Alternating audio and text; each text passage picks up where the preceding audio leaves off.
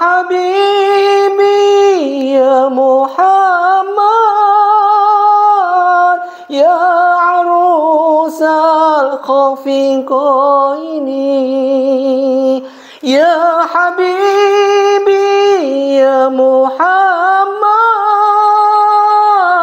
ya arusal khafiqaini ya muayyad ya mumajad ya imam al-qiblataini. Assalamualaikum warahmatullahi wabarakatuh. Alhamdulillahirabbil alamin wassalatu wassalamu ala asrofil mursalin wa ala alihi washabihi ajma'in. Bismillahirrahmanirrahim. Ya ayyuhalladzina amanu la takhunullahu wa rasulal takhuduna amanukum wa antum ta'lamun wa'lamu annama amwalukum auladukum fitnah wa annallaha indar ajrun 'azima. Shadaqal 'azim, shadaqallahu ala Rasulillah sallallahu alaihi wasallam. Pertama, mari kita panjatkan rasa puji syukur kita pada Allah Subhanahu wa taala. Salawat dan salam mari kita haturkan pada junjungan kita Nabi kekasih Allah baginda Rasulullah sallallahu alaihi wasallam. Mudah-mudahan kita diberikan kekuatan iman dan takwa Allah. Ma'asyiral muslimin muslimat rahimatullah dimuliakan Allah. Perlu kita ketahui begitu susahnya ketika kita menjalankan apa yang dinamakan amanah. Amanah yang terjadi pada diri kita, amanah yang Allah berikan kepada kita, amanah yang terjadi pada diri kita sendiri untuk menjadi baik. Ini merupakan suatu hal yang susah dan sering sekali untuk tidak pernah kita jalankan. Padahal Allah sudah jelaskan di dalam surat Al-Anfal. Ditegur kita kasarannya. Allah tegur kepada hambanya yang tidak bisa menjalankan amanah. Dalam surat Al-Anfal ini ayat 27, Bismillahirrahmanirrahim, ya ayyuhalladzina amanu, wahai orang-orang yang beriman. Kita orang beriman apa enggak? Kalau memang kita berhamba Allah yang beriman, lakukan ini. Allah selalu menyerukan. Allah selalu memanggil hambanya dengan iman. Ya ayyuhalladzina amanu, wahai hamba-hambaku yang beriman. Makanya kalau kita manggil orang itu jangan si bejo, paijan, tetek mengek. Panggillah dengan namanya. Allah aja manggil hambanya dengan ya ayyuhalladzina amanu. Panggil sesuai dengan namanya. Orang-orang beriman. La takhunullah, janganlah kamu la takhunullah mengkhianati Allah. Keras ini. Yang ditegur bukan orang-orang kufur. Kalau orang kufur udah jelas dia kekufurannya. Orang kufur udah jelas masuk neraka. Buat apa ditegur? Paling orang kufur itu selalu diperingati oleh Allah bahwa orang kufur nanti azabnya seperti ini, seperti ini, seperti ini. Dan neraka ini tempatnya. Itu orang kufur. Namun kalau orang beriman masih diingatin. Masih ada kesempatan untuk pintu taubat, tubuh ilallah taubatan nasuha. Maka di sini sebutkan ya ayyuhalladzina amanu la takhunullah. Janganlah kalian mengkhianati Allah. Tidak hanya Allah saja yang dikhianati. Wa rasulah, dan rasul kalian. Siapa? Baginda Rasulullah sallallahu alaihi wasallam. Nah, dari dua ayat ini, dari dua step ini sudah menunjukkan begitu pentingnya kita jangan sampai kita mengkhianati Allah. Dengan cara apa? Dengan cara untuk kita tidak sholat, untuk kita jauh dari Al-Quran. Kita tidak pernah mempelajari Al-Quran. Karena Al-Quran innahu laqur'anun karim. Al-Quran ini adalah merupakan suatu hal pedoman buat kita. Dzalikal kitabul la raiba fi hudal lil muttaqin. Kalau kita hamba Allah yang takwa, pelajari Al-Quran, ini petunjuk buat kita. Nah, sini kita diberikan kekuatan untuk diberikan support dari Allah buat kita untuk tidak mengkhianati Allah. Jangan sampai kita mengkhianati Allah dengan tidak mau mempelajari Al-Quran. Tidak mau menyembah kepada Allah dan segalanya. apa yang Allah perintahkan. Kemudian war rasulah, jangan sampai mengkhianati Rasul kita juga. Artinya apa? Apa yang Rasulullah Sallallahu Alaihi Wasallam berikan suri tauladan contoh buat umatnya, jangan sampai kita tidak menjalankan. Kita jalankan sunnah Rasul. Kalau kita ingin selamat, dua ini aja udah penting. La takhutunallahu wa rasulah. Tidak berkhianat pada Allah, juga tidak berkhianat kepada Rasul kita. Wa takhunu, dan juga janganlah kalian mengkhianati. Apa yang dikhianati selain Allah dan Rasul? Yang kedua, janganlah kalian mengkhianati amanatikum, amanat yang dipercayakan kepada kita. Wa antum, jadi amanat yang diberikan kepada kita. Wa antum, dan sedangkan kamu ta'lamun, mengetahui. Kalau kita tidak mengetahui mungkin tidak ada masalah. Namun kalau ketika kita mengetahui, ini yang bermasalah. Pertama, amanah kepada Allah. Ingat, amanah ada 3. Amanah kepada Allah. Kemudian yang kedua adalah amanah kepada sesama manusia. Yang ketiga, amanah kepada diri sendiri. 3 amanah ini yang diberikan Allah. Yang pertama, amanah kepada Allah kepada kita dengan apa? Adanya sholat, zikir yang berhubungan dengan kita sujud.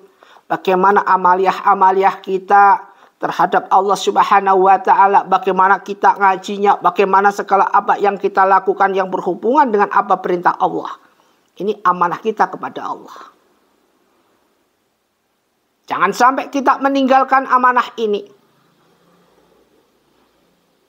Kemudian yang kedua, amanah terhadap sesama. Bagaimana caranya? Itu misalkan kita berbuat segala sesuatu, teman kita memberikan amanah kepada kita, harus kita jalankan tetek mengek dan semuanya. Yang ketiga, amanah kepada diri sendiri. Apa ini? Yaitu ketika kita bisa menjaga diri kita, menjaga lisan kita, menjaga sesuatu apa yang ada pada diri kita dari segala fitnah, dari segala ghibah, dari segala apa yang Allah tidak inginkan. Ini penting buat kita untuk bisa mengetahui 3 amanah ini. Sekarang kembali ketika Allah berikan amanah kepada kita. Apa itu amanahnya selain sholat, selain ibadah? Apa? Anak. Disuruh kita didik anak. Menjadi anak yang soleh. Rabbi habli minas sholikin. Ya Allah, berikanlah anak kami menjadi anak yang soleh. Rabbi habli minas sholikin. Terus dibaca dalam nasrah laka sadrak wa wadha'na anka wizrak. Ini adalah bentuk. Bentuk bagaimana ketika kita mengajari anak, ketika kita mendoakan anak. Menjadi anak yang soleh. Mungkin ketika orang tua di dalam berikan amanah tidak 100% full power karena keterbatasan. Yang kedua, lingkungan juga. Kita bisa menutupi cover-cover ini dengan apa? Dengan doa. Terutama doa seorang ibu ini mutajab buat anaknya. Suatu contoh ini. Anak ini stres. Anak ini gila. Di depan teman-temannya dia dibully, dia seperti orang gila.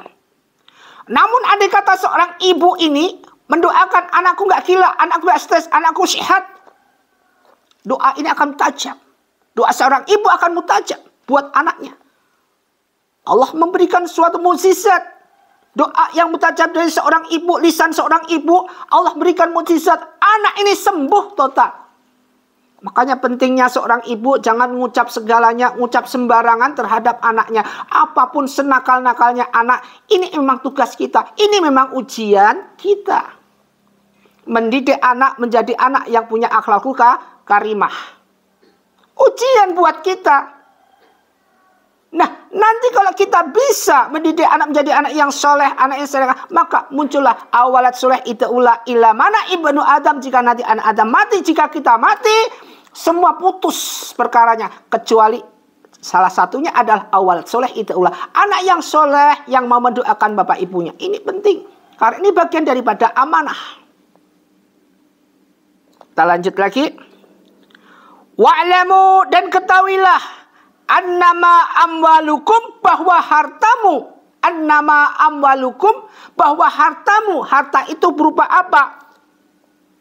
Harta yang kita miliki. Wa auladukum, dan anak-anak kalian. Anak-anak kita. Fitnah, hanyalah suatu cobaan, ujian buat kita. Tidak bisa kekal abadi selamanya. Apakah nanti anak ini nanti akan bisa menolong kita ketika di akhirat nanti? Di akhirat, yaumul hisab, disitulah orang bisa menginjak seorang ibu, menginjak anaknya sendiri seorang, saking pingin menyelamatkan sendiri. Saking pingin sakitnya luar biasa. Di mana hiruk pikuknya pada waktu itu di yaumul hisab, mereka pada berjuang sendiri-sendiri. Dengan tangisannya sendiri. Mereka harus berani mempertanggungjawabkan segala apa yang mereka lakukan. Di situ tidak kenal si anak. Di situ tidak kenal anak sama ibu. Semuanya ingin menyelamatkan dirinya sendiri. Dengan pertanggungjawaban yang berat. Dengan pertanggungjawaban yang luar biasa. Disitulah seorang ibu yang tega menginjak anaknya sendiri untuk menyelamatkan diri. Jadi ini merupakan suatu ujian fitnah. Ujian cobaan yang diberikan Allah buat hambanya. Wa annallaha, dan sesungguhnya indahu, di sisinya, ajrun azima, pahala yang besar. Jika kita bisa mendidik anak menjadi anak yang soleh. Dengan cobaan ujian-ujian ini merupakan satu ujian yang bisa kita terima dan kita bisa jalankan, maka ini merupakan suatu hal yang disebutkan indahu ajrun azimah, pahala yang luar biasa. Masyiral muslimin muslimat rahimatullah. Mari kita bisa introspeksi diri kita. Jangan kita ngomongin orang dedek mengelak. Yang kita fokuskan ke sini dulu, yaitu di sini disebutkan annama walkum wa auladukum. Jadi dua cobaan ini, dua ujian ini yang diberikan manusia selama hidup di dunia, yaitu pertama harta kita, yang kedua anak. Sudah disebutkan dalam surat Al-Anfal. Jadi kalau sekarang anak berani sama orang tua, bagaimana ketika kita mendidik anak? Apakah harus keras? Enggak. Bagaimana kita mendidik anak? Bikin anak ini mengerti. Bikin anak ini untuk supaya mengerti tentang keadaan, tentang bagaimana, tentang akhlak mulia, akhlak karimah. Jangan dimarahin, jangan di ini, jangan. Bikin anak itu dengan penuh kasih sayang, kelembutan. Bukan untuk dimarahin. Semakin dimarahin malah semakin brutal. Ini sudah kejadiannya. Antum punya anak, salah dikit pukul plong, sedikit pun. Anak ini malah semakin brutal, malah semakin berani sama orang tua. Bukan nyembuhin, bukan. Dicoba di dalam kita mendidik anak. Apapun terjadi, anak ini kita rangkul. Kita berikan penuh kasih sayang. Beda loh ya. Beda antara kita memberi kasih sayang pada anak sama memanjakan anak. Ini beda. Kalau anak minta ini diberikan, semua diberikan, direwangi sama orang tua sampai hutang-hutang. Buat belain anak, ini namanya memanjakan anak. Tumbuhnya jadi anak manja. Anak manja tidak ngerti apa-apa, tidak ngerti kerjaan. Jadinya anak itu apa? Akan bisa menjadi sampah di masyarakat. Beda dengan memberikan kasih sayang kepada anak. Apa yang dikasihkan kasih sayang? Anak minta ini sebentar dulu. Buat apa? Ditanya dulu. Kalau penting dibelikan, kalau nggak penting nggak usah dibelikan. Dimanfaat buat yang lain. Beda sekali. Kalau memanjakan, ini orang tua sibuk sendiri. Ibunya sibuk sendiri, papanya sibuk sendiri, anak ditelantarkan. Ini namanya, tetapi anak ini minta apa diberi, ini memanjakan. Artinya anak ini tidak butuh itu, tidak butuh harta seperti itu. Dia butuh kasih sayang. Makanya di sini disebutkan harta. Kemudian anak soleh, ini merupakan suatu hal ujian. Wa annama maulakum wa auladukum fitnah. Jadi ayat ini merupakan teguran buat kita sebagai orang tua yang seharusnya memberikan kasih sayang kepada keluarga kita.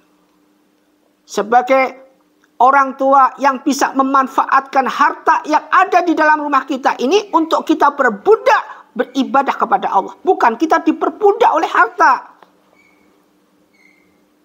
Makanya penting sekali ketika kita melihat situasi dan kondisi di mana keadaan itu memojokkan salah satu pihak, maka yang terjadi apa? Benturan. Benturan itu akan berupa apa? Berupa suatu ancaman bisa, pertengkaran bisa, kemudian saling nggak percaya bisa. Ini dalam rumah tangga. Dan jangan sampai sekali-kali menyelesaikan semua itu dengan ego, dengan emosi. Sama-sama saling turun, sama-sama saling koreksi diri, saling memaafkan, wa'afinina anin nas, maka muncullah suatu penyelesaian. Ma'asyiral muslimin muslimat rahimatullah.